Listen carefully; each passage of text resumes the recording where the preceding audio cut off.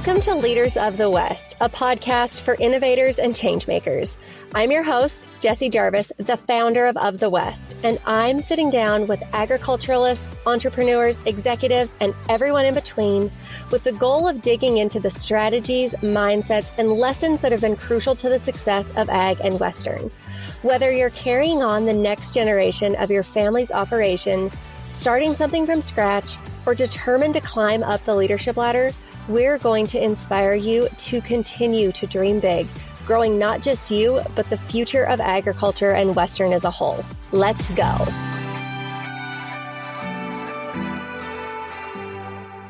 Before we get into today's episode, I want to quickly share a little bit about an upcoming Western industry event that I think you're going to enjoy, which is Art of the Cowgirl. Art of the Cowgirl will be held January 17th to 21st, 2024 in Queen Creek, Arizona. And it's an event that's really built around the opportunity to celebrate, gather, and connect Western women around horses and Western art. The 2024 Art of the Cowgirl event will include the Wrangler All-Women's Ranch Rodeo presented by Cowgirl Magazine, the Kimes Ranch World's Greatest Horsewoman competition presented by Western Horsemen, a breakaway roping competition presented by Merck Animal Health, along with a number of hands-on workshops, clinics, demonstrations, an elite ranch horse sale, a ton of really great shopping, live music, and I will be there as a Lead the Herd workshop keynote speaker, which I am so excited about. Not only does the event provide entertainment and really honors women of the West, but it also provides fellowship opportunities for individuals who are looking to further their knowledge with master artists in areas like photography, saddle making, and so many other subjects. The contribution of these cowgirl makers is something that is really worth celebrating, and I look forward to sharing them with you guys in person. Tickets and workshop registrations are available now at artofthecowgirl.com, and you can use the code Jessie to receive 10% off of your ticket purchase. I cannot wait to see you guys in January in Queen Creek, Arizona. Welcome back to this week's episode of Leaders of the West. I am so excited to share with you Jason Adams. He is the founder of BEX Sunglasses. If you don't wear BEX sunglasses, I know that you have heard of them. They are a well-known company in the ag and Western industries. The product that they produce is incredibly quality. They are the top of the line when it comes to sunglasses in our industry. And I'm really excited to sit down today with Jason to show you guys what has gone into building their company, because they have done some really unique things that I want to highlight today. So Jason, thanks for being here. Hey, glad to be here. Thanks a million. Yes. Okay. So let's get started. Tell us a little bit about yourself and your experiences that led up to creating BEX. I was born and raised in Las Vegas. I grew up in a rodeo and ranching family. My father was a contractor and my mother was a country music singer. Before my siblings and I were born, I always loved consumer product and learning how things are constructed and how they're made, and just always had a kind of a knack and just a love for those types of things. My wife and I were married young, and we created BEX early, and we just been rocking ever since. And then went to work in the oil field, and it was a perfect time to just kind of take that leap. So, okay, so what exactly drew you to sunglasses? Because you said you love consumer products. So, of all the products that there are that a person could create, how did you land on sunglasses? I always loved sunglasses. I was a freak about sunglasses, and grew up loving a lot of the great brands, and I don't know. I thought there was some opportunity in the market for sure. That was one of it. And another thing is we, as rodeo cowboys, we were wearing shades all the time, right? So there was just a natural need for a great product, and I wanted to try my hand at that. So tell us a little bit about that learning curve. You came from a family of ranchers and rodeo athletes and, business owners and whatnot, but none of them were in the sunglass business. So what were the first steps you took in after you'd made the decision of, okay, I think this is an area that I could succeed in. What next? Oh, that it was rough, and it's still rough in a lot of ways. One of the great things in my experience, when my father, who was alive at the time and was a phenomenal patriarch to our family, but one of the greatest gifts besides that he left me was kind of a lesson of tough love. I told him I wanted to do this. I wanted to design and manufacture, distribute eyewear, and start a brand. And he kind of put his hand on my shoulder and he said, I don't know anything about that business. I don't know anybody that knows anything about that business. And good luck. And that was it. And it was just that simple. And so it started this journey. That was the first thing that I did, right? And so that was more or less the why is I want to do this. So I jumped on a plane. I went to China and I just became a student and of everything eyewear, just learned anything and everything. I was a sponge working hard, taking a lot of the work ethic and the training that I had grown up. And I just put my shoulder to the wheel and jumped into eyewear. And that was kind of the why, right? And then the why was eyewear, and then the how was learned in China. Went to China, learned from a lot of greats. And I was lucky to have a mentor, Jeremy Andrus. I tagged along with him and learned up as much as I possibly could about how to operate and run a consumer products goods brand. And then the way, we're still trying to figure that out, right? It's like the why, the how, and the way. And a lot of the greats will talk about those three concepts or principles, if you will. And so we're still every day we're learning the way, but the learning curve was steep. It was rough. There's been nothing easy about it, but at the same time, it's been very gratifying. I love a great challenge. I've always been a competitor that way. And so it's honestly, every day has been good, bad, or indifferent. I've just loved every minute of it.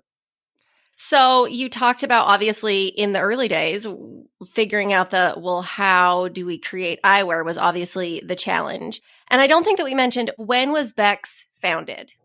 2009. Okay, so you guys have been at this for, let me do my quick math here. What is that? Almost 15 years. 15 years. 14, coming on 15 years, yeah. So are there continued learning curves as you guys have gone on? I imagine, okay, you think you have one thing figured out, and then there's a new challenge that presents itself. Every day, all day long, right? And there's no manual or guidebook on how to do this. And there's a few different things that I think are really important to any entrepreneur or any potential founder that might be listening to this podcast. There's a few different attributes that I think that you need to know right off the bat. Tenacity. You need to have tenacity. Courage is huge. It's one of those that people don't talk about. You've got to be courageous to do this, right? You better have some fortitude, because there's going to be a lot of bumps in the road. There's going to be a lot of, obstacles that you're going to have to overcome. Determination is huge. Passion's a big one. It can get you in a lot of trouble, right? It can get you into a lot of trouble. And then adversity, you better be ready for that. And then there's obviously perseverance, but we kind of covered that with determination. But the one that nobody really talks about ever, that is probably the most natural in our industry, the way that we grew up, because it's what we know, you got to have grit. Just good old fashioned, pick your hat up off the ground, dust it off, put it back on, and kind of take the wire where your brim is and kind of straighten it back out and keep rolling forward, right? So that's a big part of it for us. And there are learning curves and there are obstacles, and you just got to learn to fail, and you got to learn to fail fast, for sure. And rodeo helped with that, right? You have to have a short memory. When trying to make the NFR, a lot of that groundwork and that foundational stuff was learned early on for me. So I'm super grateful.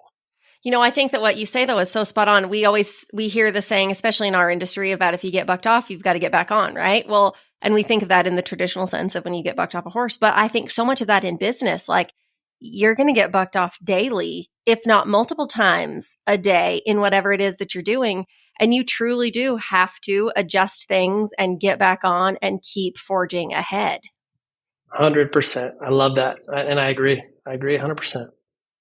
So you kind of alluded to this a little bit ago, but I was going to ask, are you somebody who figures it out as they go, or did you hire the right team of people to help lead you there? Because in the beginning, obviously, things are a little bit different than when they are for a company later on down the road. Great question. Definitely the first, especially early on and for a long time. We're just now starting to be able to attract talent that comes with some experience, right? And so for the early days, it was definitely the first. And it kind of hurt my personality anyways. I'm a grinder. I like to work. I love a good challenge. I'm passionate and I'm emotional, but I try and kind of stow those away to focus on the mission, right? And so early on, I learned everything I could possibly learn about this business. Everything, which makes it a bit of a challenge for our team that work with me, is because you can't really buffalo me at this point. If you come in and you say, I ask you to do this piece of graphic design, whatever it is, and you try and tell me it takes an hour, and I'll say you got 10 minutes, and really it should only take you 5. Just because I've had to learn every aspect of the business from product design, which I've done through injection molding to different soldering techniques and manufacturing and all of the different things, marketing, digital ads, lookalike campaigns, you name it. Obviously, the operation side is a given, which is probably one of the most challenging things in business. And luckily, I had a great teacher. My father was one of the best. And so there definitely is that aspect to me and definitely to BEX, right? We're now to a place where we're starting to attract great talent. It's exciting. I look forward to it, but we definitely still have a culture of meritocracy. BEX, nothing's given. You have to show up today, and you gotta put up, right? And so it's exciting, but the idea, I think it's a great idea, and you read about it in a lot of books, right? They'll talk about Henry Ford. If he didn't know the answer to a question, he pushed a button on his desk, and somebody came in and answered it. So therefore, he never had to learn those things. That seems amazing, but we've never had that at BEX, and honestly, I don't think I would ever want it that way. I love the knowledge, and during the time, it's knowledge is power. As I was gaining that knowledge through those experiences, through those challenges, through those bumps in the road, whatever you want to call them, it was really hard, but I would not trade it for anything in the whole world, because if something happens in the middle of the night, there's a lot of peace with knowing that I'm not leveraged by someone and having to pick up the phone and figure out what to do. So it's great. Oh, absolutely. And, that's something that a few of our other guests have talked about is the fact that, and I think there's a fine line or a balance there. You have to be scrappy in not even just the beginning, but in knowing all aspects of how your business operates. Because if you're not familiar with one and you have somebody in there who is hired to do that and they leave, then they've left this big gaping hole. Or if you hire somebody, it's really easy for them to take advantage of you because you're not aware of what actually goes into it. And I think a lot of people have kind of fallen into that trap. But at the same time, if you want to scale and grow your company, you only have 24 hours of the day and we can't work all 24 of them. So you have to bring on people who can maybe do the things that you're not the best at so that you can go and fulfill what you are really, really good at and hire out the stuff that you're not to continue to grow and scale that. Right. I agree. It's so much easier said than done. Oh, right? It is. There's some great books out there called like there's the E-Myth. There's The Hard Thing About Hard Things. Like there's so many great books that talk about that transition, but it's still, you can learn it, you can study it. But it is one of those things where you have to, it's different for everybody, right? It's a very individual type process. For me, with everything that I had told you, I'm not a micromanager. I don't want to be. I love time more than anybody you'll ever meet, probably. And I'm always looking for ways to hack my time. How can I do things to become more efficient, to become more optimized? We've been able to do that through SOPs. We've been able to do some really good things. So with all of those things, but it's one thing to say, hey, I'm going to delegate, which I think every great leader needs to be able to adopt and become a phenomenal delegator to be able to reach their goals as an organization and as an individual, right? But you still have to have the experience or the talent to be able to delegate that too. And there's a chasm there. There's a balance. And it's a hard one because I can speak at BEX. It was up to me to make sure that they were trained with that experience. Nobody has ever really came to BEX knowing how to take this from 0 to 1. I've had to learn that on the fly. I part that wisdom. We're just now starting to get some people that bring in and they teach me. And that's what I look for. Whenever somebody comes to BEX, I want to look at that person and say, can they teach me? That's what I want because I am hungry for knowledge. I am hungry to learn. I want to be the best. And that's not just, we don't just say that. One of the things we say around the office at BEX all the time is, I want to win. We want to win. We want to make great product. We want to do great by that customer. And to me, that's winning. And so it is a hard thing. But I'm also the type that once I feel like that training and that education and that knowledge is being receptive and it's starting to hit home, then I will delegate faster than you've ever seen. I will cut that umbilical cord and I'll tell our team, hey, this is coming. We're about to a place where the ship's leaving the harbor and I'm here if you need me. But I'm gonna start to be able to hold you accountable to do the job that I wanted you to do in the first place, but also knowing that you weren't ready to go. So I try and do my part as a leader to make sure that they're ready, provide the tools, provide the knowledge, provide the time and the resources. But then when it comes to a day, then it switches to an accountability piece and we get going. And I will say, I think that there is such a fine line there from all areas, right? It's like the four corners of you have to bring in talented people. You cannot micromanage them, but you also have to hold them accountable and be aware of what they're doing to know that they're doing the right thing or not. Like, and you can't overstep in any which way. So you're really like, you're kind of on an island there in that sense. Right. And to not be micromanaged is a right, especially when you're in a founder-owned company. It's a right. Do the job, earn that trust, and there are probably founders in the world that can't let go. I'm not one of them. Like, I'm begging you to be able to pick that up and kick the ball down the road for sure. No, I feel you. I don't think nobody, well, for the most part, I don't think that people want to micromanage either, because then that in theory, they have to do two jobs. And if they've hired you, it's because they want you to be able to do their job. Okay, let's go back to the beginning when you didn't know anything about sunglasses. Did that lack of experience ever feel overwhelming or like make you feel unqualified, if you will? Yeah, of course. Right. And I still feel unqualified each and every day, but that's just my personality. No matter how much work I put into it or how much I learn, I'm never going to feel like it's enough. That's part of that, I guess, drive or whatever you want to, say. But there's definitely that time, and naturally, I try and stay kind of in that lane, anyways, because I'm really afraid of all the things I'm afraid to become. It's to be a really proud person. I don't want to be proud at all. And so I think that just naturally I tell myself every day, I'm unqualified and I need to learn and I need to be better and gain more knowledge and learn from my mistakes and learn from each and every situation and kind of evaluate it after the fact and say, hey, okay, that was good, but how could it be better? But the good news is I think it's natural. I do think it's natural. And the people that aren't admitting it, they're just tougher than me, I guess. No, I think that you are spot on. And I'm so glad that you are honest and open in saying that, because I think of so many people who are in the beginning of their journeys. How many people don't do it because they stop at the thought of, well, I'm not qualified to do this. And I think that's kind of a heartbreaking, what a bummer, because there are probably so many talented people out there who could have done so much had they gotten over the fact that they, quote unquote, weren't qualified for something. What even makes us qualified? Right. And it's different for everybody. And it's, what do they say? It's the best thing you can do is the right thing. The second best thing you can do is the wrong thing. And the worst thing you can do is nothing at all. Right. And so I think I think at the heart that the journey of 1,000 miles starts with one step. And so you just got to get going, have a bias for action. That's what we've always done. We've made a ton of mistakes. We have. And there's a lot of times, especially now, to where the brand is getting at this point. As the founder and as the president, one of the things that I take to heart probably more than anything else is the obligation that I feel, Jason Adams, me, have to our customer. These sunglasses are not cheap. I know that. They're not cheap to make. They're not cheap to sell. They're not cheap to package. There's nothing cheap about the way that we do it at BEX. Nothing. And it's always been from day one. I always say we make the product as good as I knew how to make it at that time. But we left no stone unturned in trying to make a phenomenal product with a great offering, focusing so much about the experience.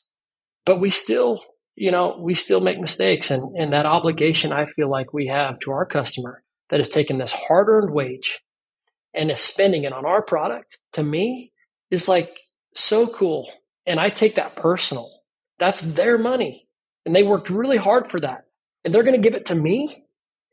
And so one of the things our team, I think if you were to speak with anybody at our corporate office, it's no secret that I take that super personal. And I push that into our team. It's like, guys, we work for the customer. And they are giving us a lot of money for a product. So that's their part of it. Our part of it is to deliver on that experience, on that value, to do what we said we're going to do, when we said we're going to do it, the way we said we were going to do it. And it's not just lip service. That is part of the heart and soul of BEX. But that is the kind of quality that is so, such a strong piece of your success. That continued thread is because you have founded your company on that principle, and you guys do deliver in that. We try like crazy, and we're trying harder and harder every day. I don't claim to say that we're perfect, and I don't claim to say that we've made all the right decisions or all the right moves. But I will claim to say, and I will stand by it, every day when you walk into our office, we are pushing to get better, 100%. And anybody that doesn't follow that, anybody that doesn't adopt that mentality or embrace that spirit, that's okay. I don't blame them for that, but they're probably not a fit for BEX. And the one thing that I refuse to do is I will not go down and meet you at your level. I'm going to make you come to mine.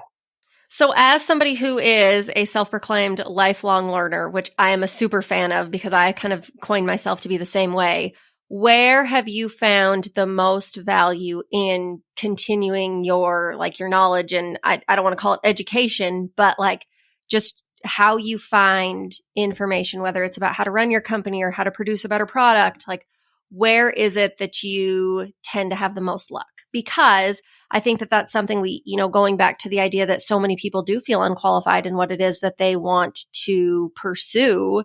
How can they become qualified, or how can they feel more confident in their abilities? Yeah, great question. So the answer is it's everywhere, right? It's everywhere.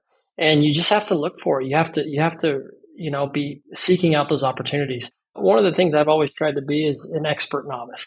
I strive to become an expert on everything, but I want to approach everything as I'm a novice. I don't ever want to sound like I know it all. And you never know where you're going to learn from, right? There's a great book. First of all, I read a lot of books. I love to read books, which is crazy, right? Because when I used to rodeo, we had all that time in the truck, and I never read books. So I extract a lot of knowledge from that, and then I ask a ton of questions to people that have made it to the mountaintop, and I try and listen to them. And I've been so fortunate to be around a lot of really great people. And I had a young men's leader one time when I was a boy that said the difference in a smart man and a wise man is a smart man learns from his own mistakes. A wise man learns from everyone else's. So I try and really have a good pulse on the landscape, looking around. But there's a book called The Great Game of Business, back to that. And it talks about the Springfield manufacturing plant. They had a guy in there that was just kind of just doing just janitorial stuff. But he had been a business owner for 30 years, and nobody stopped to ask him about his experience or about his knowledge. And they were having a hard time in management with some of the challenges that they were having as a business. And this gentleman had been there all along, right? And so you never know where you're going to learn. I love books. I love asking questions to people. And then the big one is lessons. You can learn so much. I listened to Mr. Mundy's podcast just in preparation for this one. And the one thing that he said in there, he said a lot of great things that I took notes on. But the one thing he said in there that I loved, and it's so true, is that you can learn every bit as much, if not more, from the mistakes that you made than you can from the things that you did right. And I've always had a lot of respect for Keith Mundy, lots of respect for him. The way that he has treated me since I came into this industry as a nobody has been second to none, something I'll always be grateful for. And nobody will ever be able to change my regard that I have for that man. Oh, I feel the same way. And I'm going to echo your thoughts too, is he has treated me the same way since the very first day that he met me until, today, which has been years and years ago. And that really does go to show the type of person that he is, just because he truly does treat everybody like they are somebody. And that is an incredibly important quality to have. And I do think that that's a quality that is maybe kind of dwindling in society as we go. And I hate to see that for sure. Right. The one thing I left out, though, that is not to be discounted is the power of prayer. For me, has been a great teacher too. I'm imperfect as the day is long, right? But when I really don't know where to turn, my wife's the vice president of BEX, right? So she always will be. She is the vice president of BEX, and that position is not up for discussion. She's earned it. We started the business together. She's a great partner. She's a great friend. She's a hard worker. She's savvy. She's amazing. My wife is amazing. But after I've kind of run through things with her and just still kind of at a crossroads, I'll say a prayer. I'll ask my Heavenly Father, hey, what do you got anything for me here? Because I'm struggling. I just can't seem to get over this. And so, not to be overly, spiritual, but definitely that is in my repertoire of things that I will learn from. And sure. I think that is so important that to have, whatever somebody has. I feel the same way though. I take it to God and he'll figure it out, whether it's probably not on my timeline, but when it's on his, and that's usually the timeline that's going to happen anyways. So, okay, I want to change things just a little bit. Okay. I want to talk about marketing and your ideal customer, because I think that this is something that you guys are very extraordinary at. And it is figuring out who your ideal audience is. So at the end of the day, everybody in America could be the candidate to wear BEX sunglasses, right? Because everybody Right. ideally wears sunglasses.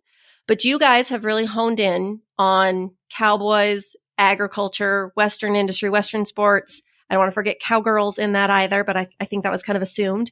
But I think that's part of why you guys are so successful, because instead of saying we're the sunglass for everybody, you guys have really honed in on that one niche audience and have done phenomenally well there. But can you tell us a little bit more just about why that is and how that has helped you guys?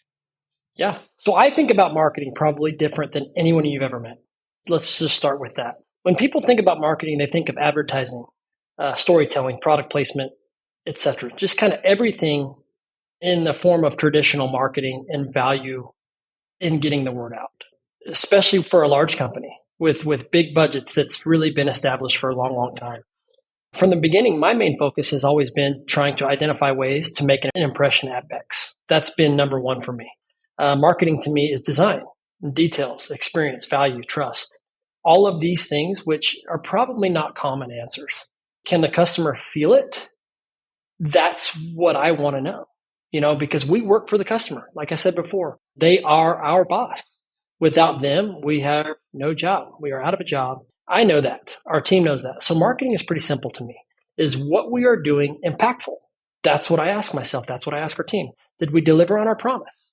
Did we do what we said we would do? Like I talked about before, those things matter to me. That to me is marketing, right? And so it seems very old fashioned. It seems very just banal and kind of just standard, but that's how we approach it. And then once we ask ourselves those questions, we let our actions determine whether that's true, right? Talk is cheap. And so part of a successful marketing campaign for us at BEX is just doing the little things and in a really big way. The little things in a really big way. That's a good one. We're going to have to write that one down for sure. Okay, what is next for BEX? Anything fun coming down the pipeline for Lots us? of fun. Lots of fun stuff. Not very much I can share with you, unfortunately, because I pride myself on kind of coming with a bang in different ways with different products and different categories and things like that. We're always working on something in the BEX Cave. Our design studio is called the BEX Cave, and so we're always working on some really fun stuff.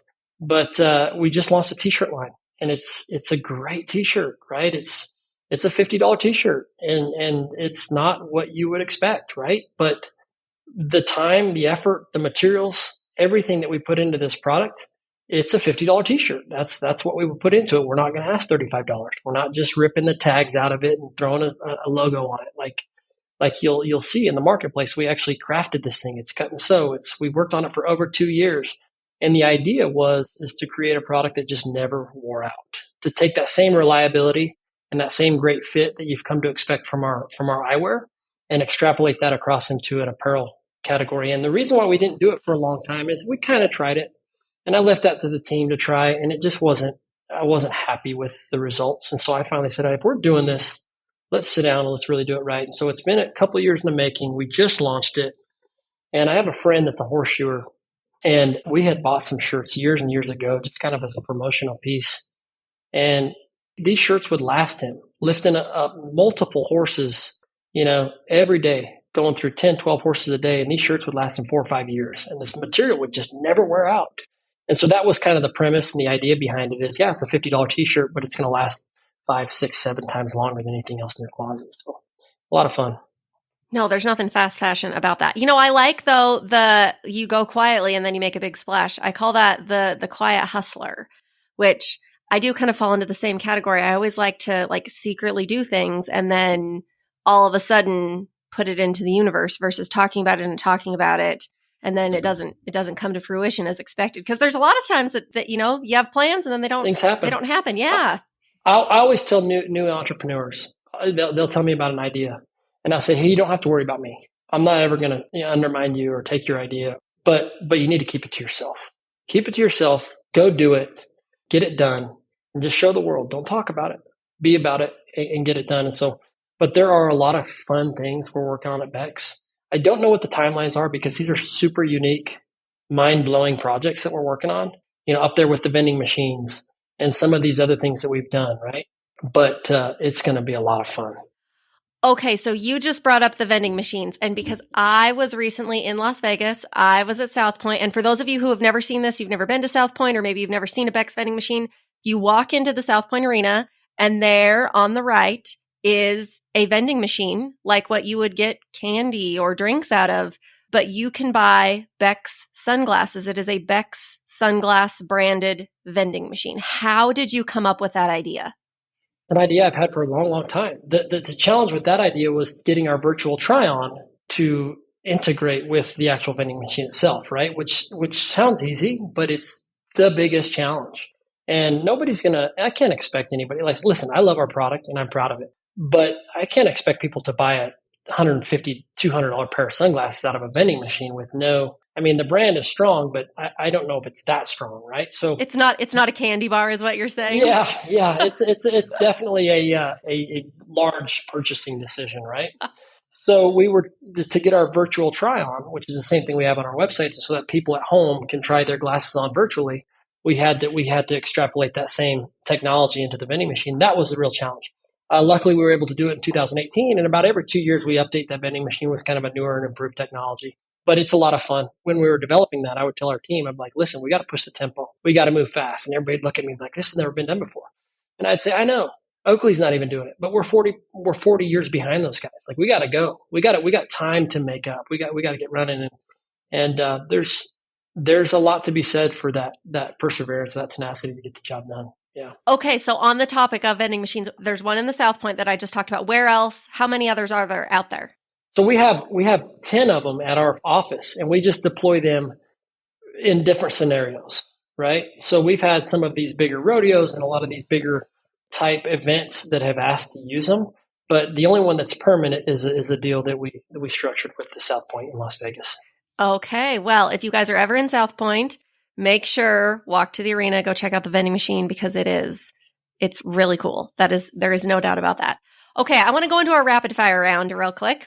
So these don't necessarily have to be those short rapid fire answers, but they're the same questions that we ask all of our guests.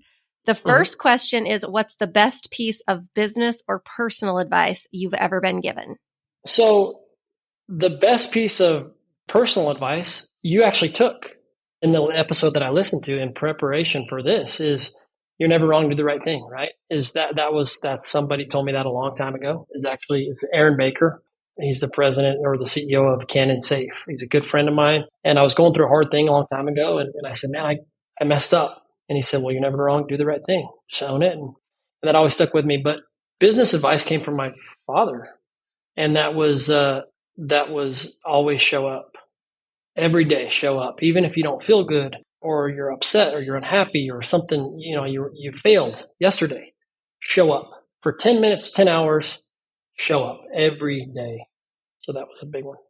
Well, I feel like we have a lot of commonalities in this. So that makes me feel good because I look up to you. So if we're on the same wavelength, I'm feeling pretty good. Okay. Well, you got to shoot higher.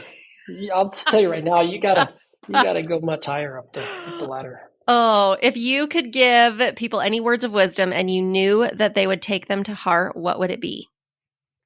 I would have to say that your Heavenly Father loves you very much. I like That's it. probably what it would be.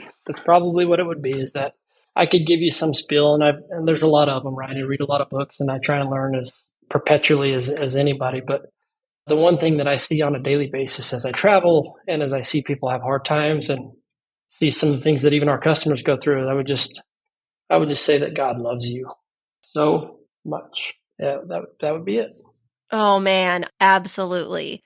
Okay, if you could go to dinner with anyone, dead or alive, who would you pick? Gosh, these ones hit hard. That's an easy one for me. That would be my dad. Just one more dinner. Oh, what we wouldn't give to have one more with people like that mean so much to us. Okay, I feel like we've kind of asked these questions a little bit, but what's one quote that you lead your life by? Ooh. Oh, knowledge is power. Knowledge is power. That's the one I think that I would probably settle on for here is it's so hard to attain, and it takes so much effort, which I'm a big effort guy. I love effort. Great attitude, great effort. You can do more with that than you can with a college degree or anything else, right? But for me, it is knowledge. Knowledge is handy. It's power. It's the only thing we're taking to the next life. And that one for me would be it. Okay. And then the last question is, this is kind of a newer question. So do you have a favorite book, podcast, program, product, service, something that has quote unquote changed your life that you wish more people knew about? Gosh dang, a lot of these questions, like, I feel like I'm a missionary in Mexico again, right? Because the thing that comes to mind is the Book of Mormon has changed my life, right? But for me, I love books. I use them all. Audible, because I drive, travel a lot. I like Headway. I like Blinkist. All these things to be able to hack that time down as much as possible. I'm not a big podcast. I do like, I like the Grant Cardones. I like listening to some of his stuff. It can be a little bit too much sometimes. He's a real raw guy. Simon Sinek has some great advice with finding the kind of heart and soul of your organization. There's a lot of good stuff out there. Tim Ferriss, is really good. So, but to me, it's my form of kind of education or input would be audiobooks to try and get through, I don't know, 4 or 5 a week, as fast as I can. Download. And I don't retain information very good. So a lot of times I'll have to listen to the same book, a couple, 2, 3 times in a quarter just for it to be able to hit home. Well, I tell you what, you are a very well-read, well-educated, like you found the knowledge that you needed. And so now that you say that you listen to 4 or 5 books a week, that makes so much sense. So note to self, get a little bit better about getting more books in. No, the thing is this is, don't, I hope to not sound like anything. I don't want to ever be something that I'm not, right? But you started so much further ahead than I did, right? So I could work every day, all day with the people that are educated, that actually studied and paid attention in school. And I'm still going to fall short, but I'm definitely trying and being proactive as I can about trying to catch up and make up for lost time. Absolutely. But you know what? That's something that I actually think is so important. Is knowledge is very important, but over time, for the most part, with the exception of math, I would say knowledge changes. Like what you learned in kindergarten, that 1 + 1 is 2, that's never going to change, right? And right. Science is very that way. English is pretty much that way. But as far as just like business acumen and how to do things, those consistently evolve on a daily basis. And so even if you think you knew something 10 years ago, chances are it may not be relevant today. So I think it is very important to continue that yearning for learning, if you will, because it's very easy to get stale and to have your knowledge, outgrow what you actually think you know. Yes, ma'am. I agree. And another thing is it's all readily there. It's in today's day and age, it's easier than ever to be able to find the things that you want to find. It's all right there. And most of the time it's free. So the excuse of not being able to afford it kind of goes out the window. And for me, I love that, because that's kind of how we operate at BEX is if you give me an excuse about why something's not getting done, I will, and you can ask our team, I will start to remove all these obstacles to a point where like you'll become exposed. There's nothing else to kind of sift through or to hide behind, right? And that's how I feel about knowledge today's day and age, is it's there. You just, we had this conversation this morning with our sales manager. He's a great guy named John Scout. I love John. He's doing a phenomenal job at BEX. And we were talking about different things, and somebody said a question. I said, you know what? The only reason for somebody not to know something today is just because they're lazy. That's really what it comes down to, because it's all there. It's all there. It's as fun and easy and exciting as ever to learn whatever you want to learn. And it's really exciting times to live in.